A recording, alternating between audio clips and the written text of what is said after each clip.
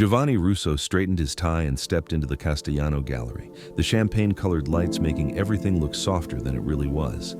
A jazz quartet played in the corner, while well-dressed people admired paintings on white walls. He didn't want to be here.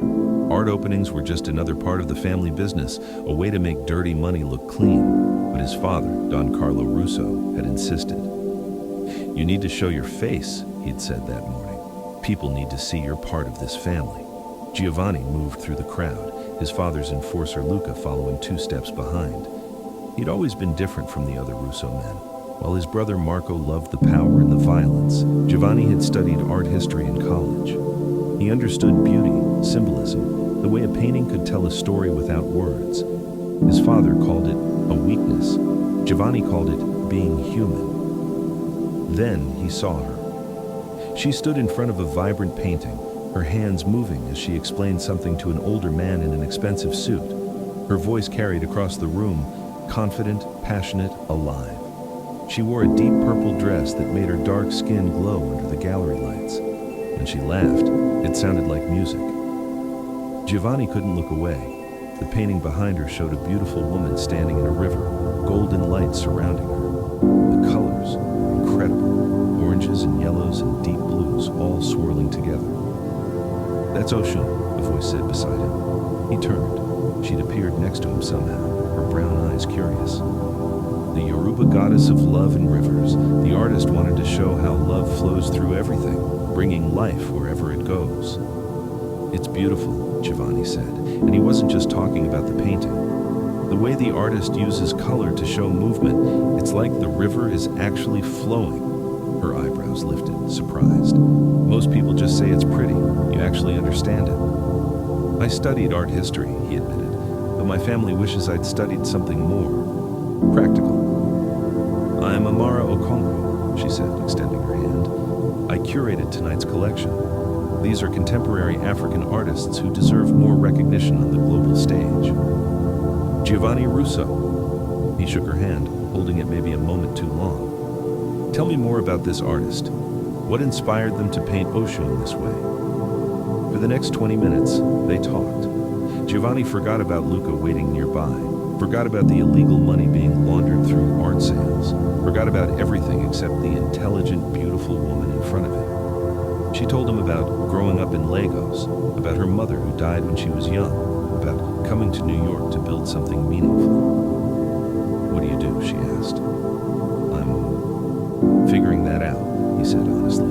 It was the truest thing he'd said in months. Then, his phone started vibrating. Once, twice, 3 times. Luca appeared at his elbow, his face tight with urgency. "Boss, we need to go, now." Giovanni's stomach dropped. Something was wrong, very wrong. "I'm sorry," he said to him, pulling a business card from his pocket. "Can I have your card? I'd really like to continue this conversation." She looked confused by his sudden change, but handed him a card with her name embossed in gold letters. "Of course. Is everything okay?" "I hope so," he lied. "I'll call you." He rushed toward the exit, Luca practically pushing him through the crowd. Behind them, Giovanni heard someone gasp. He turned to see people gathering around a television in the corner of the gallery. Prominent businessman Carlo Russo was killed tonight when his car exploded in Manhattan. The world tilted. Giovanni's father, dead. He looked back one more time. Amara stood by the ocean painting, her hand covering her mouth, her eyes wide with shock as she looked between the television screen and Giovanni's retreating figure. 3 days later, Giovanni sat in his father's study, surrounded by men in dark suits offering condolences that felt empty. Everyone suspected the same thing. This wasn't an accident. Someone had killed Don Carlo Russo, and now everyone expected Giovanni to take his father's place. His uncle Sal kept saying, "We need to respond. We need to show strength." His brother Marco paced like a caged animal. "I know who did this. Let me handle it." But Giovanni didn't want revenge. He wanted answers. His father had been careful, paranoid even. How had someone gotten close enough to plant a bomb in his car? Late that night, alone in the study, Giovanni found Amara's card in his his jacket pocket. The gallery opening felt like it had happened in another lifetime. He stared at the gold letters of her name, remembering the way she talked about art with such passion, the way she looked at him like he was just a person, not a mob boss's son. On impulse, he pulled out his phone and typed, "I'm sorry I left so abruptly. My father died that night." He didn't expect a response, but 5 minutes later, his phone buzzed. "Oh my God, I'm so sorry. I saw it on the news but didn't connect. Are you okay?" He typed back, "Can we meet for coffee? I could use a friendly face." "Of course. Tomorrow morning? There's a cafe in the West Village." Giovanni stared at her message. She didn't know who his father really was. She didn't know about the violence, the crime, the blood money. To her, he was just a sad man who'd lost his parent. Maybe, just for a little while, he could pretend that was true. The cafe was quiet, morning sunlight streaming through tall windows. Amara arrived wearing jeans and a simple sweater, her hair pulled back. She looked real, normal, everything his life wasn't. "Thank you for meeting me," Giovanni said as she sat down. "I know it's strange, asking someone I just met." "It's not strange," she interrupted gently. "Grief is hard. Sometimes it's easier to talk to someone who didn't know the person you lost." They ordered coffee. Giovanni asked her about Lagos, her journey to New York, what inspired her to work in art. She answered openly, laughing as she told stories about disastrous gallery showings and demanding artists. "What about you?" she asked eventually. "What did your father do?" Giovanni hesitated. "Import-export business, international trade mostly." It wasn't exactly a lie. His family did import and export things, just not legal things. "And you studied art history," she said, smiling. "That must have been an interesting combination in your household." "My father thought it was a waste," Giovanni admitted. "He wanted me to be more like my brother, tougher, more decisive."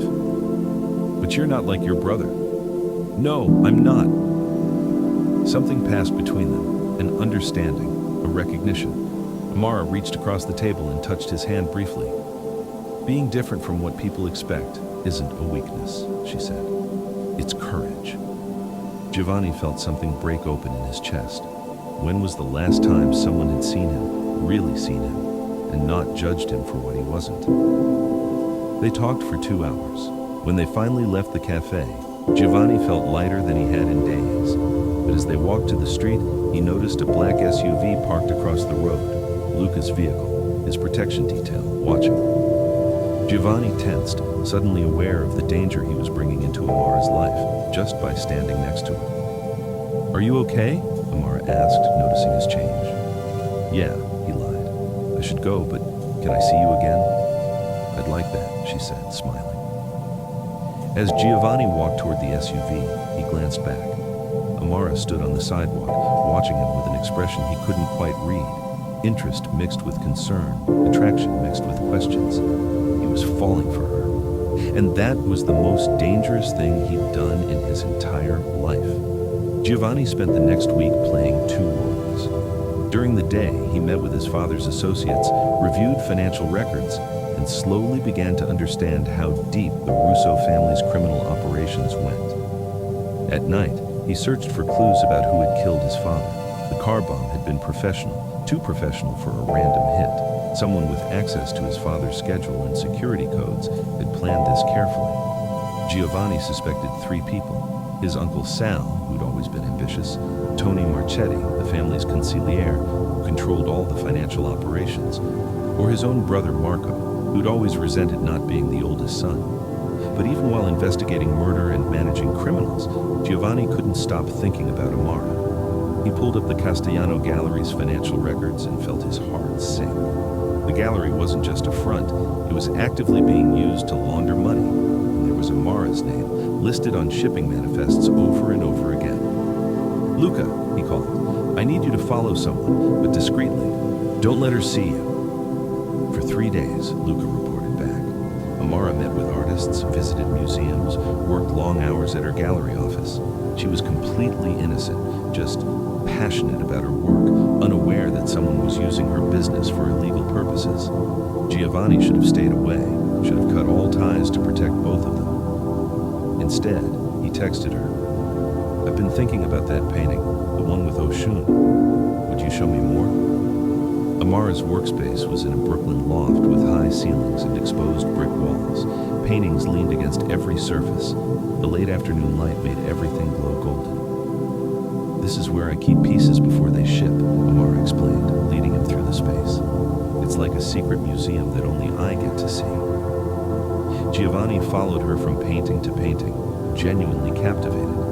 She explained each artist's story, their struggles, their inspirations, what they were trying to say with their work. This one, she said, stopping in front of a large canvas showing two figures, one reaching toward the other, is about fathers and sons.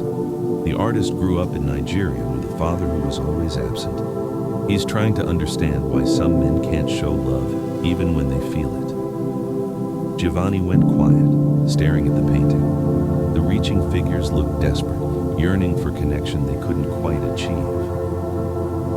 My relationship with my father was complicated, he said softly. I never felt like I was what he wanted me to be. Too soft, too emotional. Amara turned to look at him. What did he want you to be? Harder, colder, like my brother. Giovanni's jaw tightened. Someone who didn't question orders or feel guilty about how we made our money. He'd said too much. Amara's expression shifted, not judgment, but concern. How did you make your money? She asked carefully.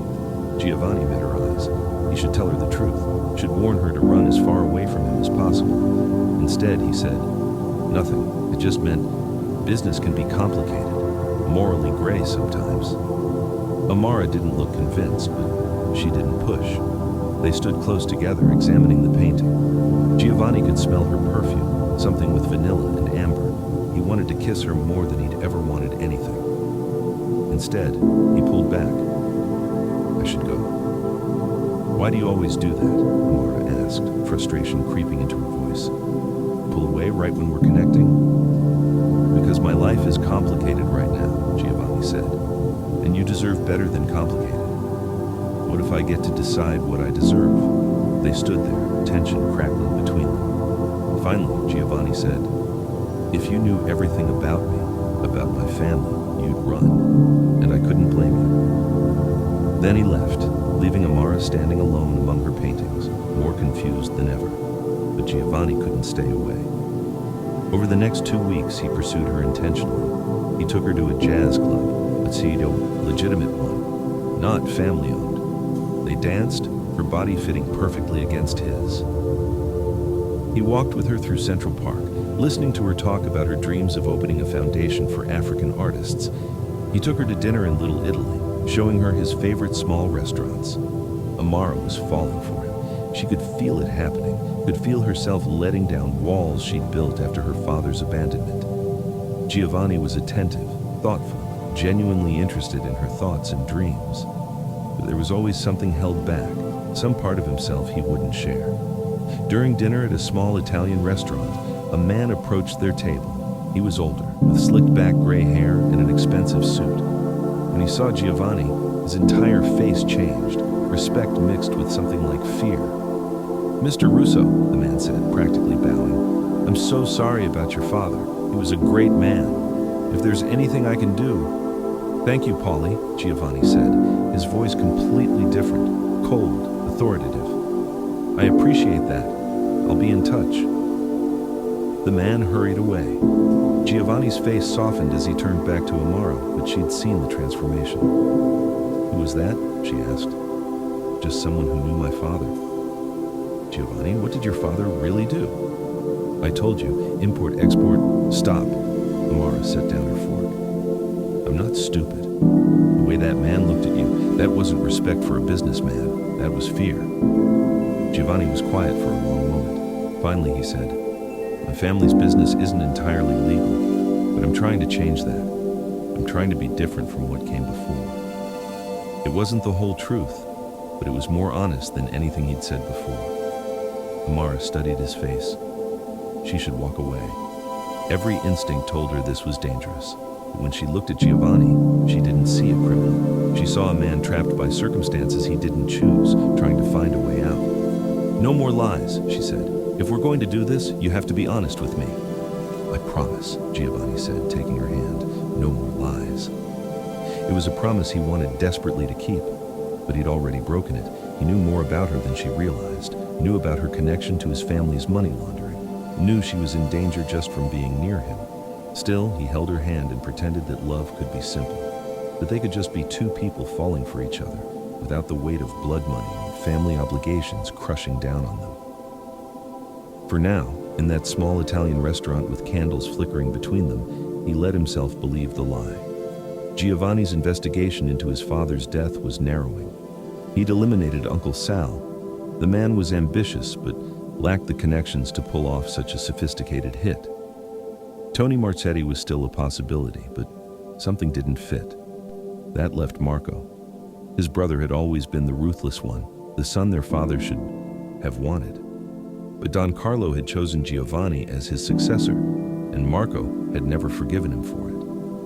Giovanni found coded messages in his father's computer, references to succession concerns and internal threats. Then there was the demolitions expert who disappeared 3 days after the bombing. Giovanni tracked him to a warehouse in Queens, but by the time Luca got there, the man was dead. Professional hit, made to look like a drug deal gone wrong. Someone was cleaning up loose ends. Someone with resources and insider knowledge. The call came while Giovanni was at Amara's apartment. They were cooking dinner together, or rather, she was cooking while he watched and asked questions, making her laugh with his complete incompetence in the kitchen. Amara's phone rang. She glanced at the screen, frowned, and answered. "Hello? Yes, this is Amara Okonkwo." "What? No, I don't understand." Giovanni watched her face drain of color. His instincts went on high alert. "Coded documents? In my shipments? That doesn't make any sense." She was quiet, listening. "Tomorrow? Yes, I can meet with you tomorrow." She hung up, her hands shaking. "That was U.S. Customs. They found irregularities in my shipping manifests. They say there are coded documents hidden in my art shipments." Giovanni's blood ran cold. He knew exactly what was happening. Someone in his family, probably Marco, had been using Amara's legitimate business to communicate coded financial transactions. Art shipments crossed borders easily, especially when handled by a respected dealer with a clean reputation. "What does this mean?" Amara asked, panic rising in her voice. "I could go to prison. My reputation, my business, everything I've built." "You won't go to prison," Giovanni said firmly. "I'll fix this." "How?" "Giovanni, what's happening?" She looked at him with sudden clarity.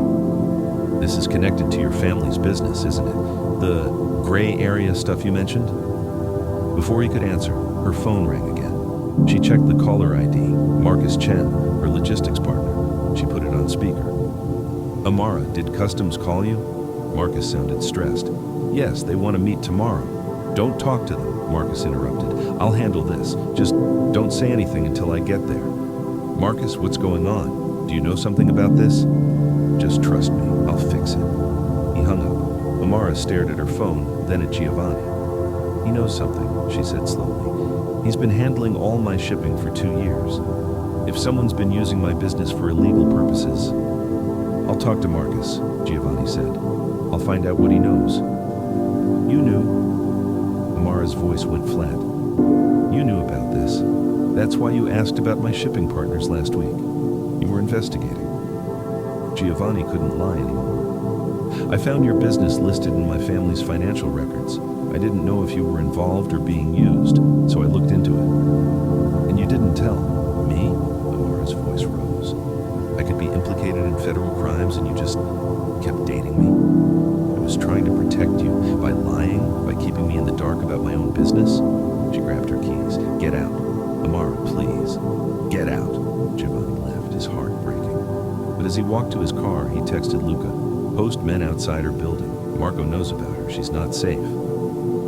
The next evening, Giovanni arranged to meet Marcus at a restaurant he controlled. When Marcus arrived, he found Giovanni waiting at a corner booth with Luca standing nearby, arms crossed. Marcus went pale. "Mr. Russo, I didn't know you'd be here." "Sit down, Marcus," Giovanni said, his voice deadly calm. Marcus sat. "Amara insisted on coming," Giovanni said, nodding toward the entrance. Amara walked in, looking furious. She had insisted on being present, threatened to go to the customs meeting alone if Giovanni didn't let her hear the truth directly. She sat down next to Giovanni, though she wouldn't look at him. "Tell us about the codes," Giovanni said to Marcus. Marcus glanced between them, sweating. "I don't know what." Luca stepped closer. Marcus flinched. "A business associate asked me to include some files in Ms. Okonkwo's shipping manifests," Marcus said quickly. "They said it was just financial records for tax purposes, international business stuff. They paid me really well to do it." "Who asked you?" Giovanni demanded. "I don't know his name. He contacted me through encrypted messages, but he mentioned the Russo family.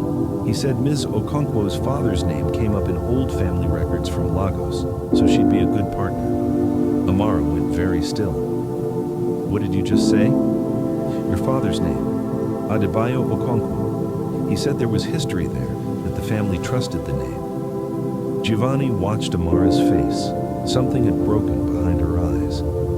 "I need to make a call," she said quietly, standing up. "Amara," she held up her hand, stopping Giovanni. "I need to call my father, right now."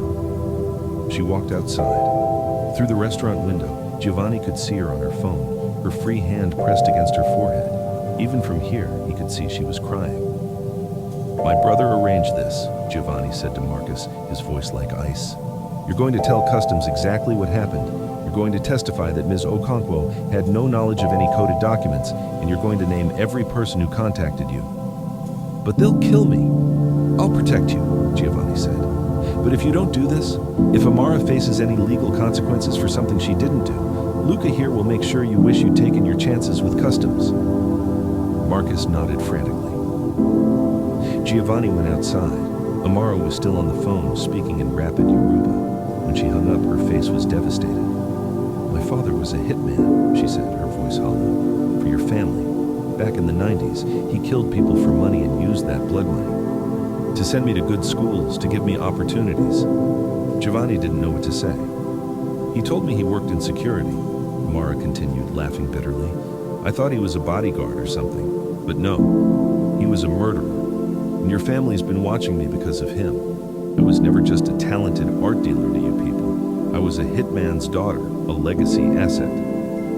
Amara, you're not responsible for what your father did. And you're not responsible for what your family does." She looked at him with such pain.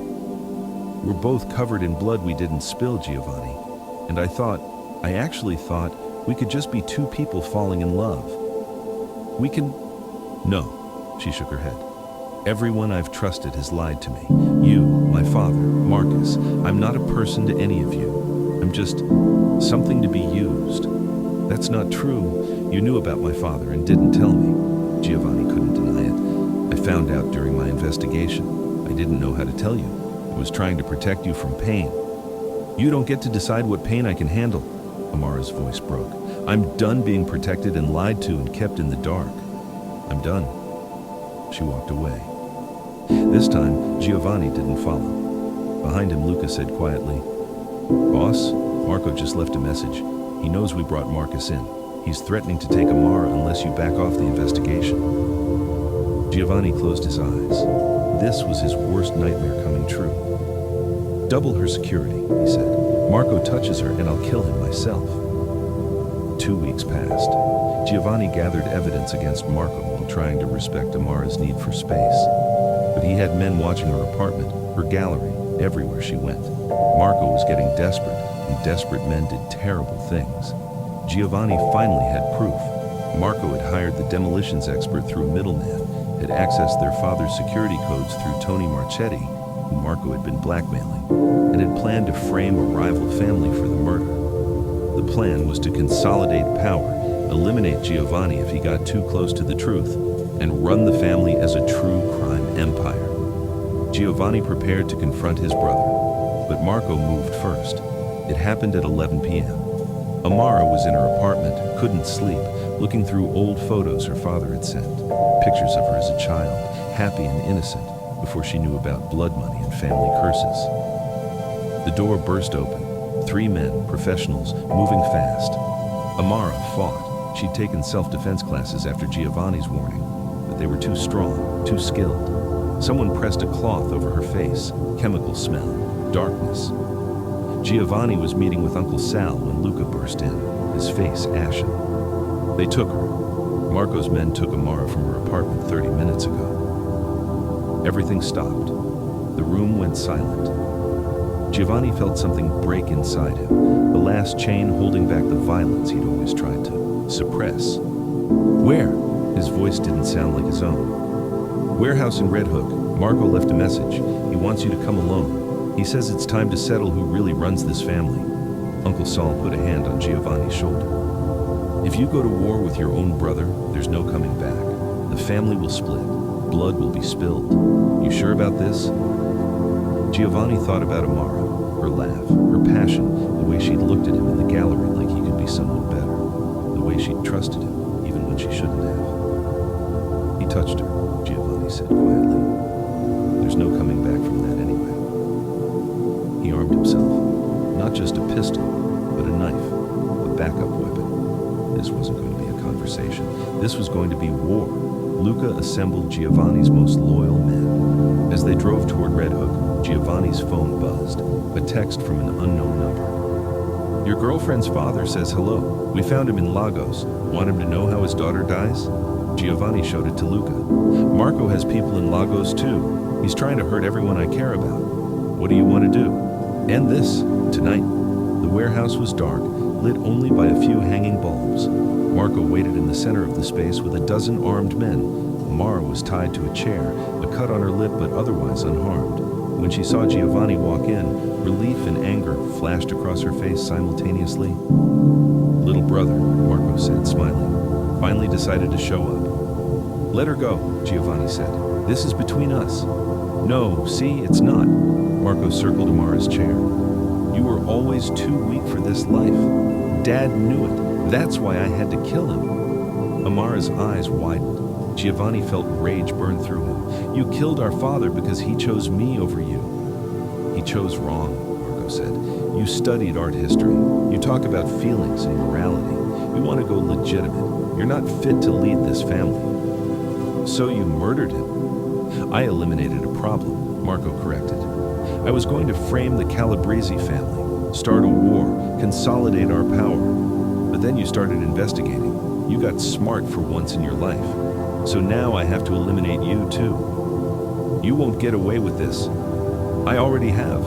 Marco pulled out a gun, pointed it at Amara's head. Here's what's going to happen. You're going to give up your claim to leadership. You're going to disappear. Or I'm going to kill her right here, and then I'm going to kill her father in Lagos, and you'll live knowing you got them both killed. Giovanni's mind raced. He signaled Luca, a tiny gesture. His men were positioned around the warehouse, waiting. You think you can protect her? Marco laughed. She's a hitman's daughter, Giovanni. This life is in her blood too. She'll never escape it. Something changed in Amara's expression. While Marco was focused on Giovanni, she'd been working at her restraints. The rope fell away. In one fluid movement, she grabbed a metal pipe that had been leaning against her chair and swung it hard into the side of Marco's knee. Marco screamed, stumbling. His gun fired. The bullet went wide. And then everything erupted into chaos. Giovanni's men burst through the warehouse doors and windows. Marco's crew fired back. Giovanni dove toward Amara, covering her body with his as bullets flew. She clutched the pipe like a weapon, ready to fight. We need to move, Giovanni shouted over the gunfire. They scrambled toward cover. Luca and Giovanni's men advanced systematically, professional and coordinated.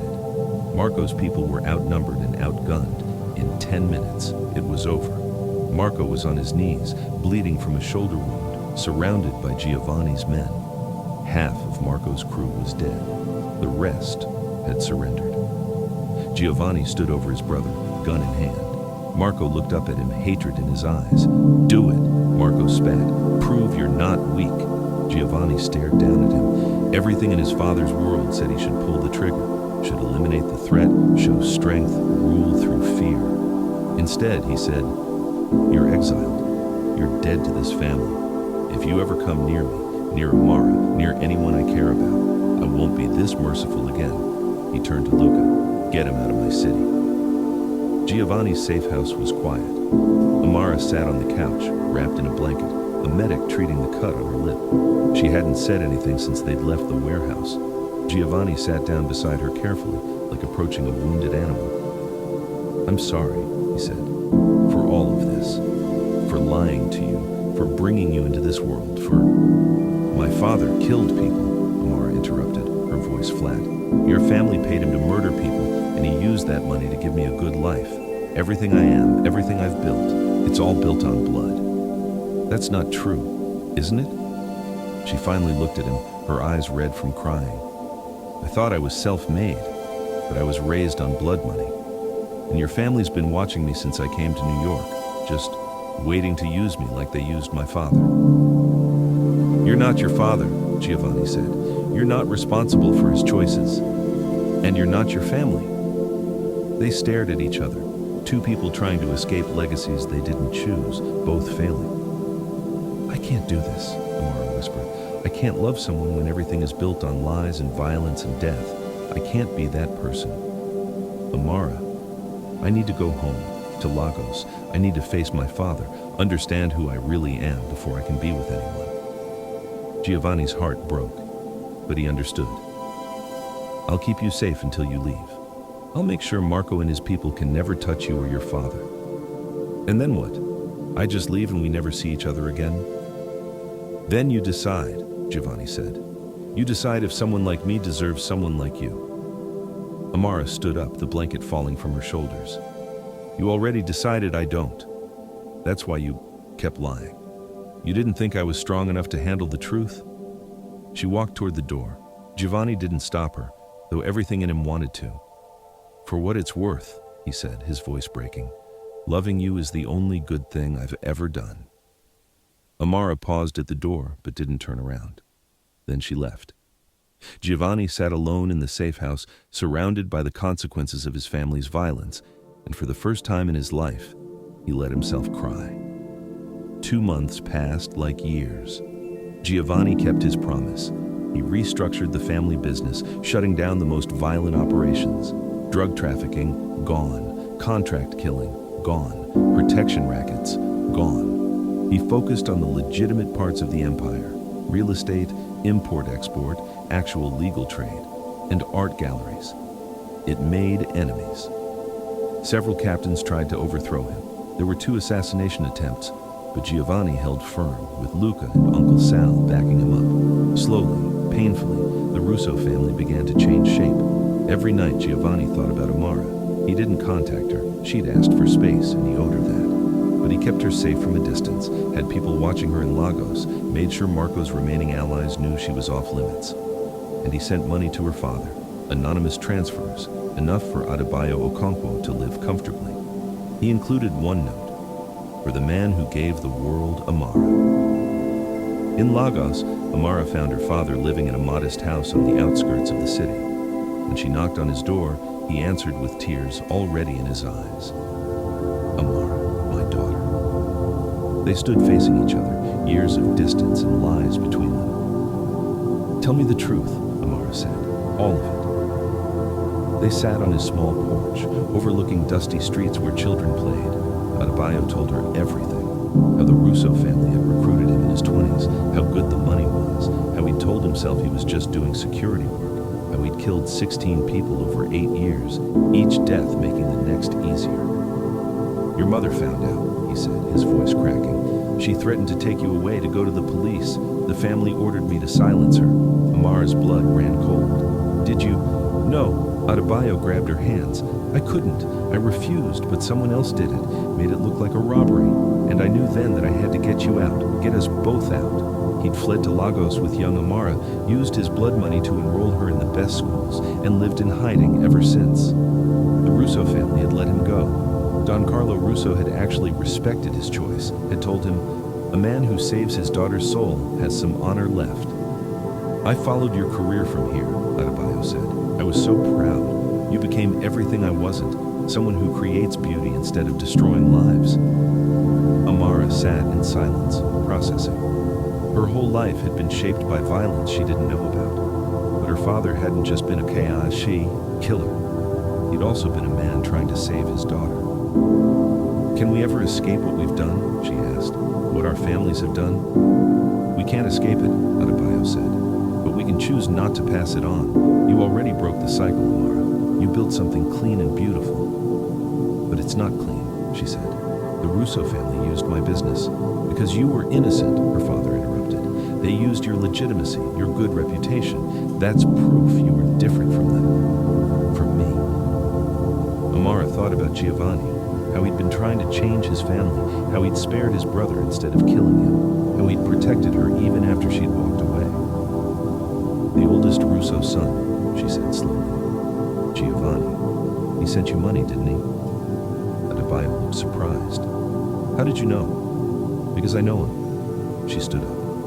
And I think I need to go back to New York. Giovanni was in his study, reviewing financial reports when his security called. Boss, someone's here to see you, says it's urgent. I'm not taking meetings tonight. It's Amara Okonkwo. Giovanni's heart stopped. He stood so fast his chair fell over. Send her in, now. She walked into his study looking different, stronger, clearer, like someone who'd faced hard truths and survived. She wore jeans and a simple jacket, her hair loose around her shoulders. Hi, she said. Hi, Giovanni managed. I didn't expect... I thought you'd... I went to Lagos, found my father. We talked about everything. Is he safe? I can increase security. He's fine, thanks to you. Amara moved closer. He told me you'd been sending him money. He showed me the note you included. Giovanni didn't know what to say. Why did you do it? She asked. Because he protected you by leaving, even though it cost him everything. I understood that sacrifice. Amara's eyes filled with tears. I spent 2 months being angry at you, at him, at everyone who'd lied to me. But then I realized something. What? My father made terrible choices. But he also made choices that saved me. He could have stayed in that life, kept making money, but instead he gave it all up to keep me innocent. She was right in front of him now. And you've been trying to do the same thing. Dismantle your family's criminal operations. Change what the Russo name means. I'm nowhere near done, Giovanni said. It might take years. I might never be fully clean of this. I know. And I'm not asking you to be perfect. I just need you to be honest. Can you do that? Yes. He took her hands. Starting now, I love you. I've been in love with you since the gallery. And I'm terrified that loving me will destroy you. I'm terrified too, Amara admitted. But I'm more terrified of walking away from the only person who's ever really seen me. I see you, Giovanni said. I see how brilliant you are, how passionate, how strong. You're not a hitman's daughter. You're not an asset. You're Amara, and you're the best thing that's ever happened to me. She kissed him then, deep and real and full of promises. When they finally pulled apart, she said, I have conditions. Anything. I keep my own apartment, my own money, my own choices. I'm not becoming some mob wife who doesn't know what's happening in her own life. Agreed. You tell me the truth about your business, all of it. I don't want protection through ignorance. I promise. And we find a way forward that doesn't require either of us to pretend we don't have complicated pasts.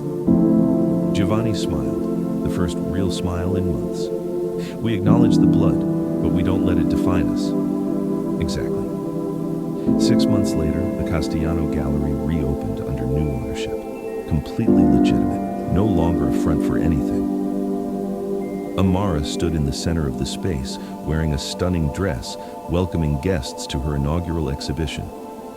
Giovanni arrived late, caught up in a meeting about converting one of the family's warehouses into affordable housing. When he walked in, Amara lit up. Sorry I'm late, he said, kissing her cheek. Worth it if you were doing something good. They stood together, looking at the ocean painting, the one from their first meeting. Giovanni had purchased it legitimately and donated it to Amara's gallery. What did you say ocean represents? Giovanni asked, though he remembered perfectly. Love, beauty, and the power to create life from nothing. Amara squeezed his hand. Transformation from darkness into light. Across the room, Adebayo Okonkwo stood talking with Uncle Sal. The two old men had formed an unlikely friendship, both trying to atone for violent pasts. When Adebayo caught Giovanni's eye, he nodded. Respect between men who understood the weight of legacy. My father asked me something yesterday, Amara said. He asked if I was happy. What did you tell him? I told him happiness is complicated, but I'm building something real, with someone who respects me enough to tell me hard truths. That's worth more than simple happiness. Giovanni pulled her close. Outside, the city hummed with evening traffic and distant sirens. Somewhere, his brother Marco lived in exile, probably plotting revenge. Somewhere, enemies were planning their next move against his reformed family. The past wasn't gone. It never would be. But here, in this gallery full of art and light and possibility, Giovanni and Amara stood together. Two people who'd inherited violence but chose creation, who'd been born into darkness but fought toward light. "I love you," Giovanni said. "I know," Amara replied, smiling. "And I love you too. Blood, scars, complications, and all." They kissed, surrounded by paintings that told stories of struggle and transformation. The future was uncertain, dangerous even, but it was theirs to write, and that made all the difference.